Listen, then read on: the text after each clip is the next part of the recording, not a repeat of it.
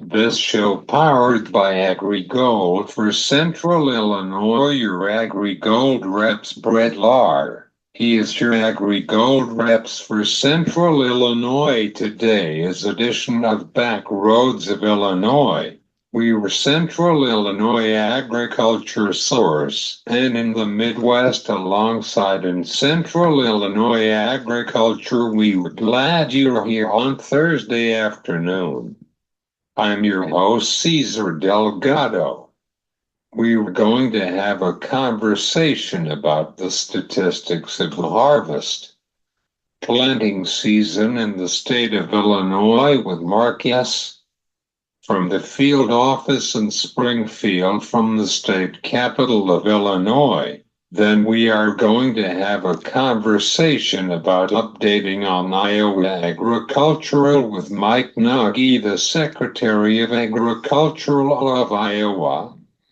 How was the harvest season in Iowa? And we'll be discussing with Secretary about the Farm Bill and E15, bird flu with the Secretary. Then we'll be discussing about the commodities markets and hogs markets with Joe Camp from Comstock and Brian Hoops from Midwest Solution, John Heinberg from Total Farm Marketing. On the Markets Club podcast. Okay, this is your agriculture news and information sponsored by AgriGold in Central Illinois. The Midwest is turning into cooler than the average. We were going to have a couple of inches in Central Illinois near Pontiac and LaSalle, Illinois. Next week is going to be having below temperature. The farm economy is dropping for this month. However, the barometer, it's been up for this month. The farmers are skeptical about the commodities markets and trading, the demand for next couple months. Congratulations to Mark Ophol for the Hall of Fame in Kansas City from National Association of Farm Broadcasters. He dedicated server to farmers into the radio and TV. This is your agriculture news and information on Back Roads of Illinois. We right back with Mark S. from the field office in Springfield.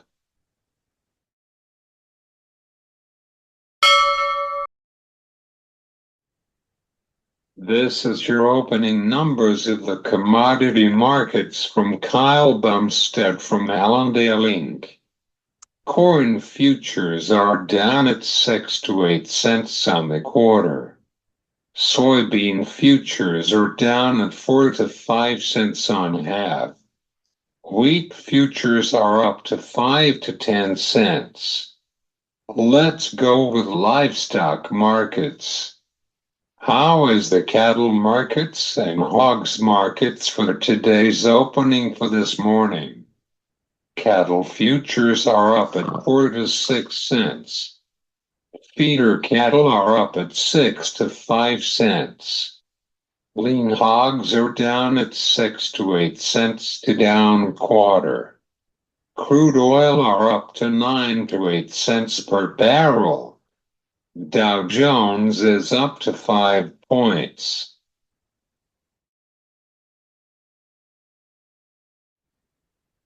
We were going to have a conversation about the statistics of the harvest. Planting season in the state of Illinois with Mark S. from the field office in Springfield. Welcome, Mark. Thank you, Cesar. I'm looking forward to our discussion. This will be my second podcast with you. I hope you and your family are doing well. Mark, let's start with our discussion of the statistics for this harvest season and the planting season. What is the trends for the state of Illinois on the dry weather? Well, Cesar, I thought about your question, and I think the best way to answer it is To use an old title from a classic book, this is a tale of two seasons, not a tale of two cities, but a tale of two seasons. The early part of the growing season was wetter than normal, but not so wet that it delayed planting. So in general, quite good. And then later on in the year, and I'll provide details, it got pretty dry in Illinois and across the Midwest. So let me provide a little bit more information on that. In general, planting was on time in Illinois, but may be lagging a little. So let me tell you about April. April precip was more than 2 inches above the normal precipitation across Illinois, but corn and soybean planting continued on normal pace. So there were enough breaks in the rain for farmers to get things done. But the total rainfall, average rainfall across the state for Illinois for April was 6.1 inches, and the average is 3.8, so more than 2 inches above normal. At the end of April, corn in Illinois was 25% planted, and the 5-year average is 25. On that same date, April 28, soybeans were 26% planted, and the average is 16.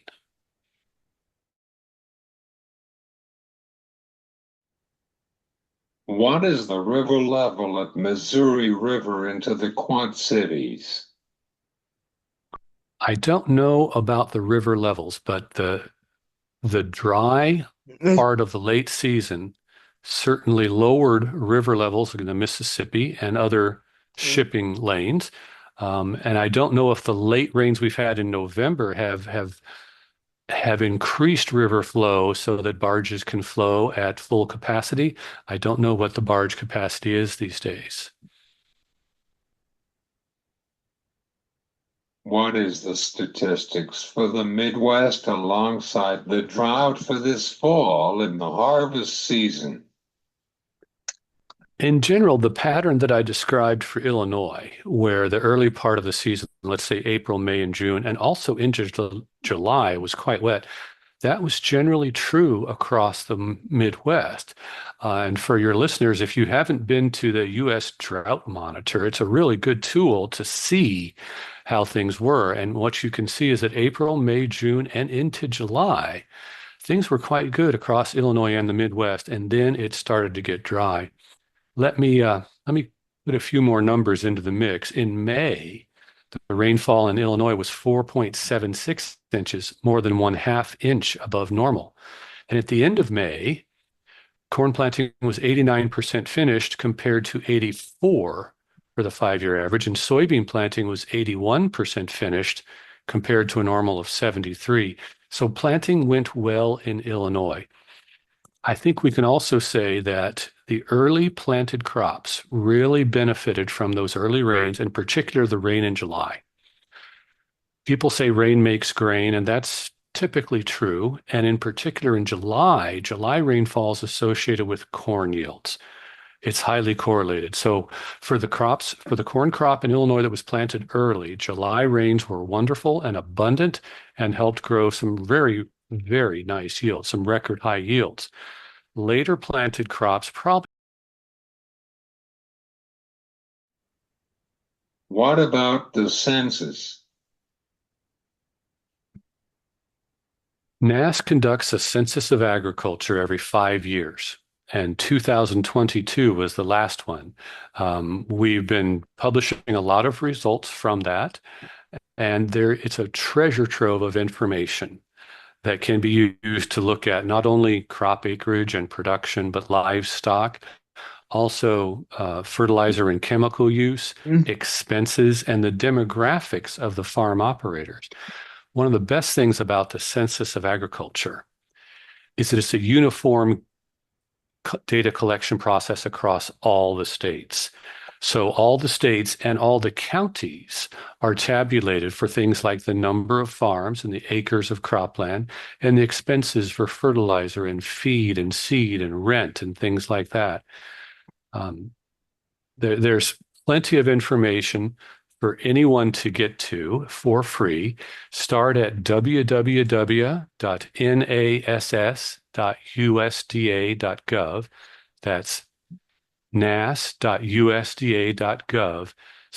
ag census. If you click on ag census, there's lots and lots of information at the county level. And sometimes we even have some tabulations at the congressional district level. And one of the things I think this is really valuable to the lawmakers, the federal, state, and even local legislators who are deciding on policies that will impact farmers and ranchers. And our job is not to tell the legislators what the policy should be. Our job is to provide statistics so they can look and see if they make a change in some rule, how many farms will it impact? That's in the Census of Agriculture. If there's a change in taxation, how many farms will that impact? That's in the Census of Agriculture. So we're not the coach or the manager to tell farmers how to run their business or legislators how to do their jobs, but we are kind of like the umpire in a baseball game. We're calling the balls and the strikes and fair and foul and safe and out. That's our job. Do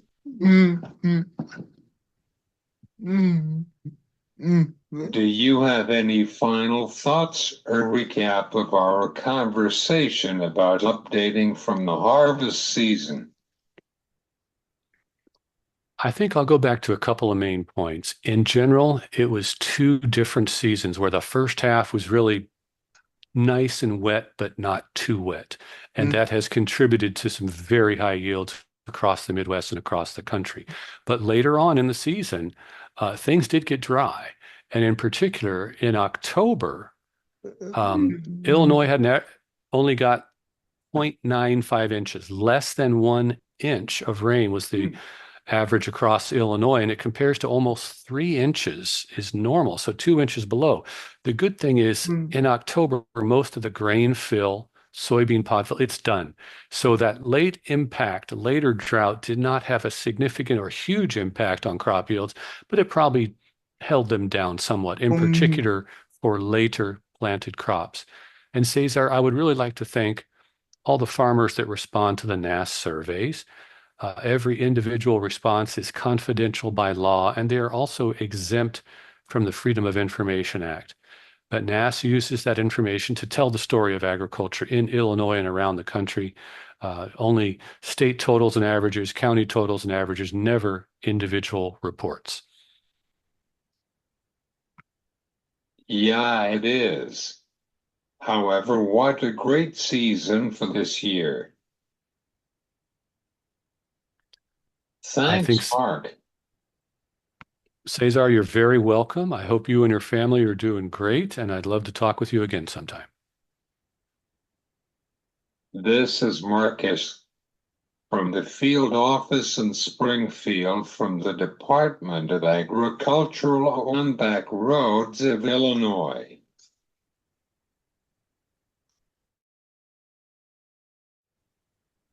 We have a special guest on today's show with the Secretary of Agriculture of Iowa, Mike Naig.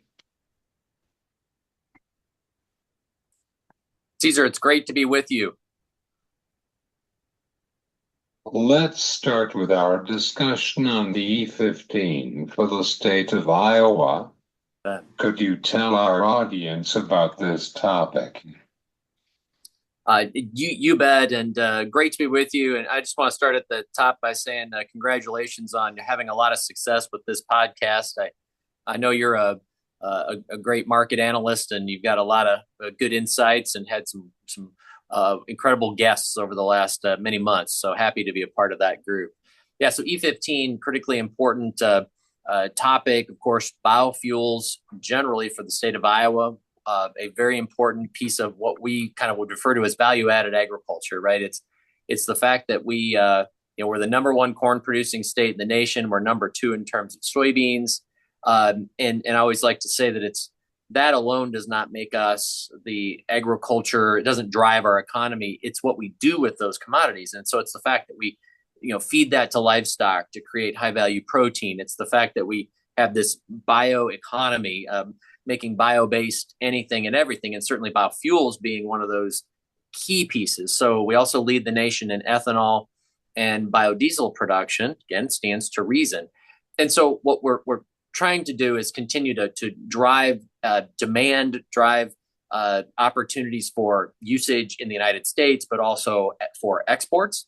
And so we think one of the best ways to increase that ethanol usage across the country is to see year-round access to E15 all across the country. And I like to think of this in this way, in that doing so has a great impact for consumers. I just filled up this morning. E15 was 15 cents less per gallon than E10. So that adds up. That adds up. And I've got two teenagers who drive, right? I'm buying a lot of gas right now in our family. And so, this is a big deal for consumers.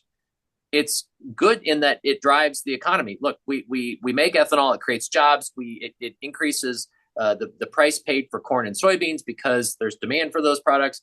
And of course, the other thing that we don't often talk about is that it's good for the environment as well. It's cleaner burning.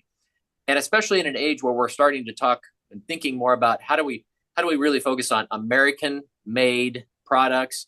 I can't think of a better way to prioritize American made energy than to make sure that we're being very inclusive of biofuels. And so at the state level, we're pushing for E15 adoption. We think that nationwide adoption of E15 would also be a good thing for consumers and farmers alike. Thanks, Mr. Secretary.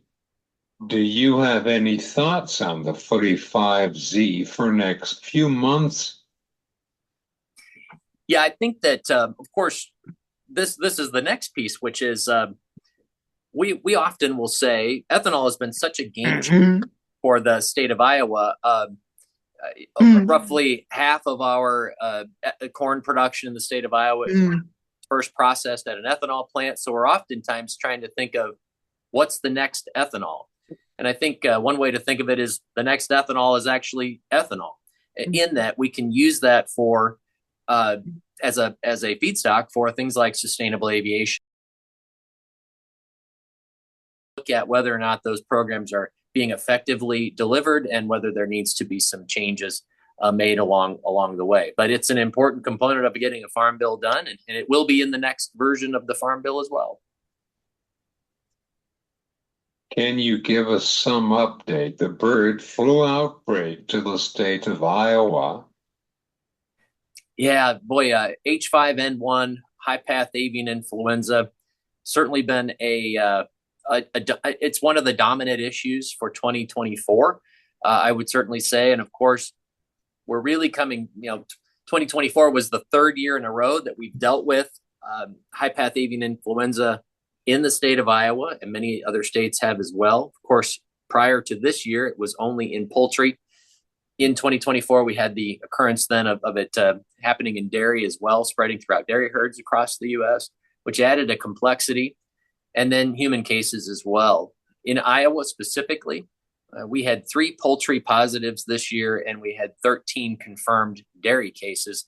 But we haven't seen cases now, knock on wood, since the end of June.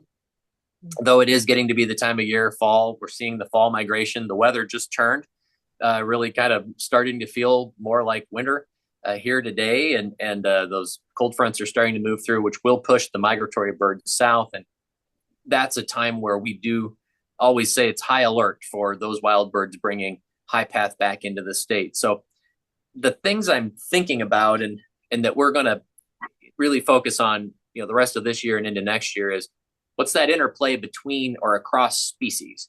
For a state like Iowa, we're number one in swine production, number one in egg production, 4 in beef, top 10 dairy, top 10 turkey. We have significant livestock, and they occur and they're in close proximity to each other. And so for us, when you've got something that's starting to cross over between species, that is very concerning. And so we can't handle this just as it's a single species issue. We have to think about the interplay between the 2 or 3 or however many species. And that makes us a little different here in Iowa. So we think more research is needed. We think that we need to be pushing as hard as we can to get some effective vaccinations protocols in place and deal with the trade implications of that. But certainly this remains one of the top issues and is a significant threat, especially for our poultry producers as we're coming into the fall here. What do you hear about the bird flu with your state veterinarian? Yeah, so really just again that this is we need to be on high alert. We need to be thinking about biosecurity and how can we how can we make sure our biosecurity is actually addressing the ways that the virus is moving. In order to do that, what the state vet and his team is looking at is what kind of research needs to be done to figure that out. It's one thing to say, you need to increase your biosecurity. Well, we all know that. What are the specific ways, or what has the research shown as being the most likely ways that a virus would be moving? Those are the types of things that the veterinarian, the state vet, and his team and our folks are looking at. Finally, is there anything else that would you like to tell us about the farm economy with the prices has been down? Yeah, I think what we need to be focusing on, and it's important now, and it's important really anytime, in good times and bad times or challenging times, is that we in the United States, we're so blessed. We've got an incredibly productive agriculture. It's a time next week, Thanksgiving. It's a time to be thankful. We've got a great bounty in this country. But we need to make sure that we've always got markets for our products. We should use as much of what we produce with U.S. agriculture here in this country. And that's where, again, things like biofuels, sustainable aviation fuel, bio-based anything and everything. We should use our U.S. agriculture to the maximum benefit of Americans. And it has served us very well. We have food security in this country largely, and that leads to economic security as well. But we also need to be able to export our products around the world. And so we need to be playing offense, finding new markets. We need to be diversifying our trade portfolio, knocking down non-tariff trade barriers where they exist, making sure there's fairness in trade, and all of those types of things. So I would say, you can write a bad free trade agreement. You need to be good at it. You need to be good at it. You need to think about your own interests, to be sure. But I believe that we can write trade agreements that are in our best interest as a country, and that happen to benefit folks around the world. So we just need to be focused, continue to be focused on markets wherever they are, at the very local level, domestically in the United States, and frankly, anywhere around the world that we can develop a customer and serve them. That's a good thing for us. We've always got to stay focused on that. Thanks, Mr. Secretary. Thank you, Caesar. Appreciate the opportunity to be on the podcast today. That's Mike Naig, is the Secretary of Agricultural of Iowa. We were coming back with Brian Hoops from Midwest Solution for Back Roads of Illinois. We were discussing the markets for today's close. Yeah, it does seem entry-level position of the commodity prices with the holidays season. But here's Brian is talking about that. How is the beans markets? Well, we did not have a great day for the bull markets on Thursday. We posted fresh contract lows in a couple of the soybean contracts, and we're testing that downside support in a lot of the front month soybeans. I do think it's a matter of time before all the contracts fall to contract lows, Caesar. We have soybean meal at those contract lows, and despite some strong export sales, despite some private export sales, we just have a monster crop coming along in South America, and that is going to probably cause some of these sales that are now in the books to be canceled. And no doubt our exports program will slow down considerably as we go through the winter months. So I'm really not very friendly at this time to the soy complex. I think it has the most downside risk from here, maybe down into the low $9 range. unless, of course, we get hot and dry weather in Brazil or Argentina, and then we could have some sort of a rally because then the yields and the crop will actually be threatened. How is the January beans for this morning? Well, January beans, they were down about 9 3/4 by the closing bell. We took out a little bit of support and found some sell stops just below it, but we did hold contract lows, which are going all the way back to August at about 973.5. So far we've held that. The March soybean contract did fall to new contract lows, and I'm thinking it's a matter of time before all the months get down into that new contract low area. Let's talk about the cash markets in central Missouri. How it goes without saying that the tariffs.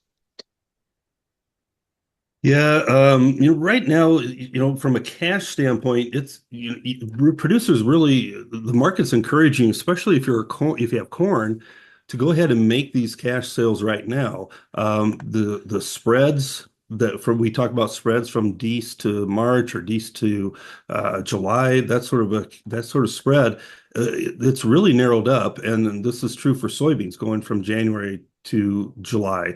This spread has narrowed considerably. Despite us falling to these contract lows in the futures, the cash markets are very tight. Farmer selling is very limited, and basis levels are very firm. So if you're wanting to make some cash sales, this is a great time to do that because of the tight basis. And if you want to be bullish, if South American weather is in the cards, you can buy that market back on paper. But this is a time where with tight basis levels, producers really should take advantage of it.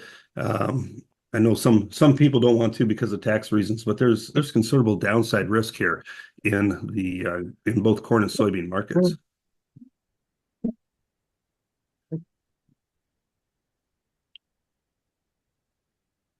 How is the cash market in your area in Springfield, Missouri? Yeah, not a lot of soybeans down here, but a little bit of corn and winter wheat, and these markets here are one thing that's been red hot. So um, I think it's basis levels tightening up quite a bit. I think this is something that again producers in this area really want to take advantage of is the narrowing of the spreads, tight basis levels, and make some cash sales. So you talk about the cash markets being strong. This is it. This is time to make some look for opportunities here and make some cash sales. Brian, how is the beans harvest in central U.S. from I-35?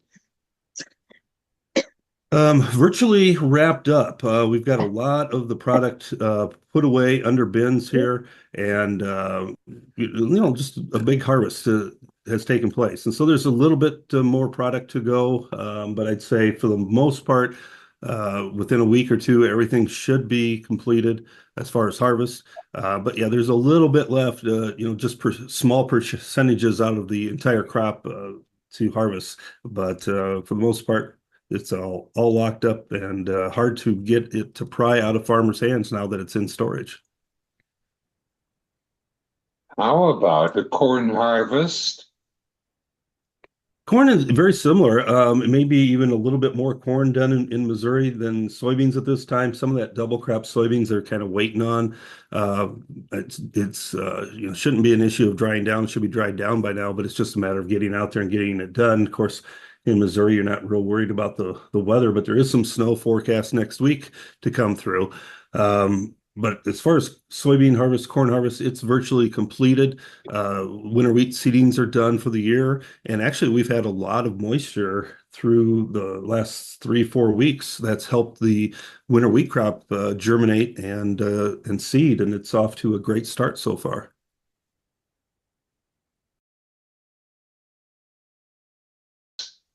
How is the cattle markets and hogs markets for today's close? So we were down a little bit in the front month of cattle. The hogs were just a little bit higher. I think the hogs traded higher because Midday cutout values were slightly higher, but this afternoon cutouts are down over $1. So I imagine we're going to give back some of that gain tomorrow morning on the opening anyway, without any other fresh news. The hog market is one that's going to struggle on rallies, just from the standpoint that we ran into some resistance. We're seeing funds starting to take some profits on their long positions, and that's producing a pullback in prices. Whereas the cattle market, we really haven't seen any cash cattle trade yet. We saw a midweek rally in the futures anticipating, stronger cash trade, and we haven't seen any of that cash trade develop. So we're still looking for some cash trade. If we could get $1 higher, we should see a pretty good rebound or rally in the futures market. And then, of course, we have a cattle on feed out tomorrow afternoon. It looks to be just a slight bearish capacity with placements maybe 3 to 5% more than a year ago, while on-feed supplies are going to be very steady with last year. So, get past this report, get into the winter months, then I think we can see a little bit tighter supplies that could give us a rally in the cattle market. But for the near term, it's going to be a rough go.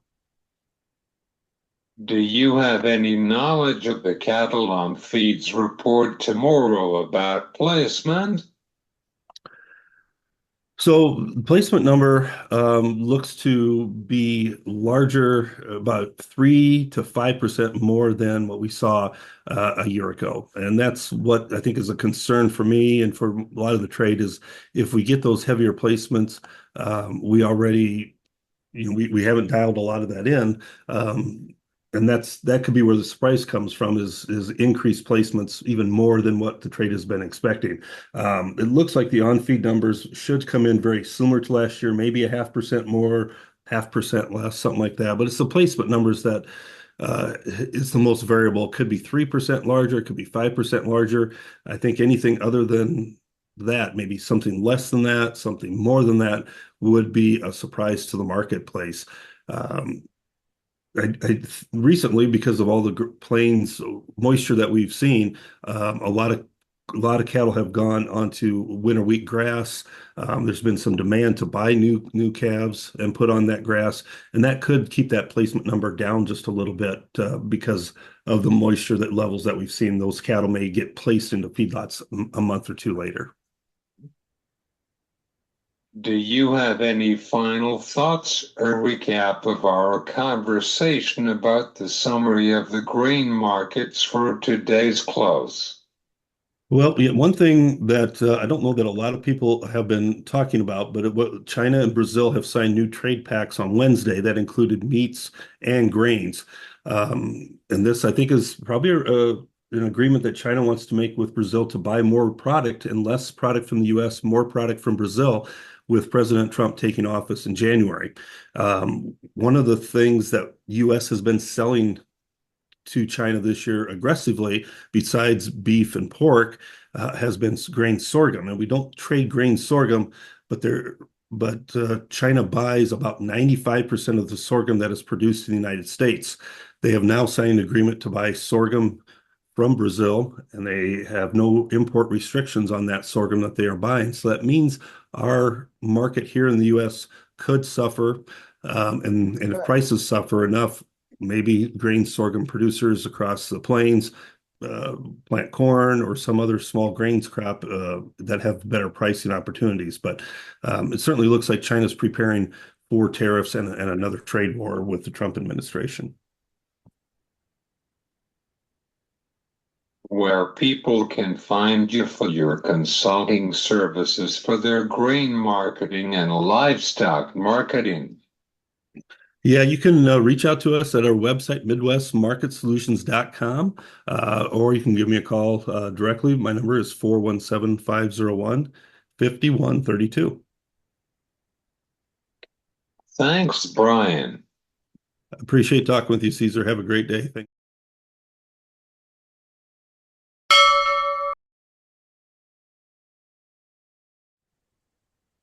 January feeder cattle dollar plus 1.125, closing at $253.450. February live cattle dollar dash.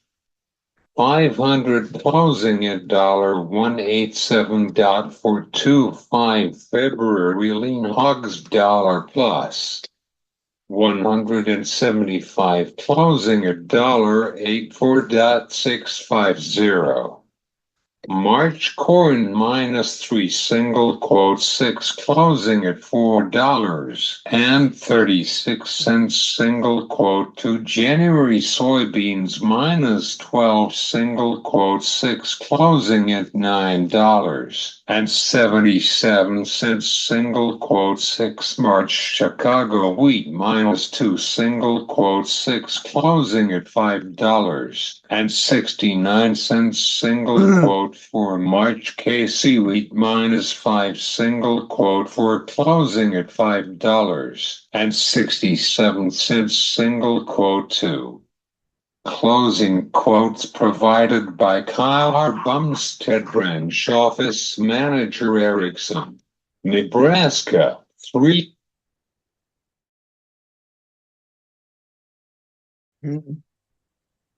Thanks to our friends from Allendale for bringing the final numbers of trade.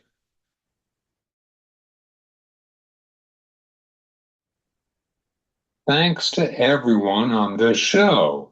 We're running out of time, but you can listen to our show on YouTube and when you get your podcast. This has been Back Roads of Illinois. I am Cesar Delgado. Have a great day.